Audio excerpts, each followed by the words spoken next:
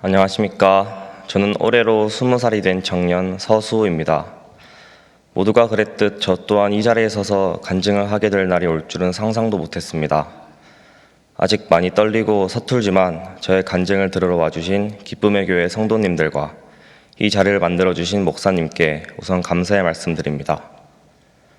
저는 어릴 적부터 모태신앙으로 자라왔습니다. 하지만 모태신앙의 레파토리가 늘 그렇듯 저 또한 어릴 적부터 어머님 손에 이끌려 교회를 억지로 다니다 보니 신앙심이 많이 부족하고 교회에 대한 불만도 여러 있었습니다. 성경학교 때 밤늦게 교회 탈출도 여러 번 시도하고 헌금하라고 부모님께 받은 돈은 이제 당연하게 내 용돈 삼아 쓰게 되면서 소년부 때는 이제 완전히 예배 자체를 안 드리고 익투스 카페나 질레트홀에서 친구들과 놀면서 시간을 보냈습니다. 매번 소년부 청년 선생님들이 저를 잡으러 오면 항상 도망다니기 바쁘고 교회를 저만의 놀이터라고 생각하면서 예배를 안 드리는 나날들만 보냈습니다. 어릴 적부터 이런 사건 사고가 많으면서 소년부, 청소년부 당시에는 모두가 아는 사고뭉치, 말썽쟁이 이미지로 교회 사람들에게 알려졌습니다. 하지만 그런 저에게도 마음에 큰 변화가 왔던 시기가 있었습니다. 고등학교 2학년 당시 제가 공기업을 준비한다고 하루에 3시간, 4시간밖에 못 자면서 공부하느라 정신이 피폐해지고 의욕이 없었던 시기가 있었습니다. 그러던 중 추수감사절 때 대예배를 드리게 되었는데 그때 당시 담임 목사님께서 새하얀 의복을 입으시면서 이렇게 뒷짐을 지고 정말 행복하고 온화한 미소를 지으면서 손을 들어 찬양을 부르는데 그런 목사님의 모습을 보니까 저도 모르게 울컥해지면서 눈물이 났습니다. 지금 나는 공기업 합격만 바라보면서 세상에 찌들어서 마음이 피폐해지고 불안해하고 있는데 저기 앞에 보이는 담임 목사님은 너무 세상 근심 하나 없는 미소로 찬양을 드리는 모습을 보고 저와 너무 대비되는 이런 상황에서 내가 뭘 위해서 그렇게까지 공부를 하고 있지? 정말 이게 행복해지는 길이 맞는 건가?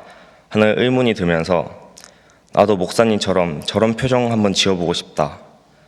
나도 예수 믿으면 저렇게 행복해할 수 있을까? 그런 생각이 들면서 다시금 신앙생활, 믿음에 대해 생각하는 계기가 되었습니다. 어릴 적부터 어머님께서 저에게 항상 해주시는 말씀이 있습니다. 지금 너가 이렇게 잘된 데에는 정말 하나님의 크신 은혜다. 너가 이걸 꼭 알았으면 좋겠다. 하고 저에게 항상 말씀해 주셨습니다. 저는 중학교 때 반에서 꼴등을 하든 흔히 말하는 노는 거 좋아하고 공부를 포기했던 학생이었습니다. 선생님 추천으로 지원하게 된 포철공고는 저의 성적으로 꿈도 못 꿀 학교였습니다. 하지만 하필 딱 그때 포철공고 경쟁률이 역대 최하를 기록했을 때 때마침 제가 지원을 했고 제가 뒤에서 2등으로 거의 꼴등으로 간신히 포항 제철공고라는 마이스터 고등학교에 입학할 수 있었습니다. 중학교 때 공부를 포기했던 제가 포철공고에 입학을 하고 지금 현재는 포철공고 전교 1등으로 장학금까지 받으면서 제가 원하던 공기업인 한국수력원자력에 합격을 했습니다. 별 볼일 없던 제가 이런 자리까지 올라와서야 어머님께서 해주신 말씀처럼 포철공고 입학부터 현재 제가 공기업에 취업한 것까지 모든 것이 다 주님의 은혜였음을 알 수 있었습니다. 추수감사절 때 한 번 마음에 큰 변화가 있었고 주님의 크신 은혜를 조금이나마 느낀 뒤로는 예배 시간에 설교 말씀에도 이해해 보려고 계속 노력했고 그저 음료를 따라 부르던 찬양을 이제는 가사의 뜻을 보기 시작했습니다. 하지만 그 과정 속에서도 말씀이 이해가 안 될 때가 많았고 성경 말씀을 생활 속에서 적용하는 것에도 많은 힘듦을 느꼈습니다. 하지만 계속 기뻐하라 해서 기뻐하고 감사하라 해서 감사하는 그런 순종의 자세로 예배에 임하다 보니까 어느 순간부터 제가 기도를 드릴 때 눈물을 흘리고 있고 어느 순간부터 찬양 드릴 때 두 손 높이 들어 찬양 드리게 되면서 점점 더 신앙생활에 깊숙이 빠져들고 있습니다. 마태복음 17장 20절 말씀을 보면 진실로 너희에게 이르노니 만일 너희에게 믿음이 겨자씨 하나만큼만 있어도 이 산을 명하여 여기서 저기로 옮겨지라 하면 옮겨질 것이요 또 너희가 못할 것이 없으리라. 그저 무교보다는 믿는 대상 하나쯤 둬야지, 기도드릴 대상 하나쯤 둬야지 세상 살아가는데 내가 편하겠다 하는 저의 이기적인 믿음의 씨앗 하나가 지금에 이르러서야 마음속에서 믿음의 열매를 맺을 수 있었음을 고백합니다.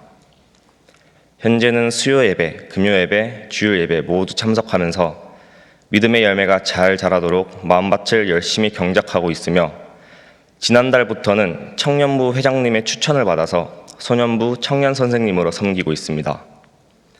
소년부 당시 매번 예배 안 드리고 도망 다니던 제가 이제는 청년 선생님이 되어서 소년부를 섬기게 된 이 모든 과정들이 다 주님의 크신 계획임을 오늘 한 번 더 생각하게 됩니다. 처음에 말씀드렸다시피 저는 모태신앙으로 자라왔고 저는 우리 집안의 막내로 위에 누나만 둘이 있습니다. 하지만 아버지께서는 교회에 관심이 없어 무교로 지내시고 누나들도 20살이 되자마자 기다렸다는 듯 교회를 떠났습니다.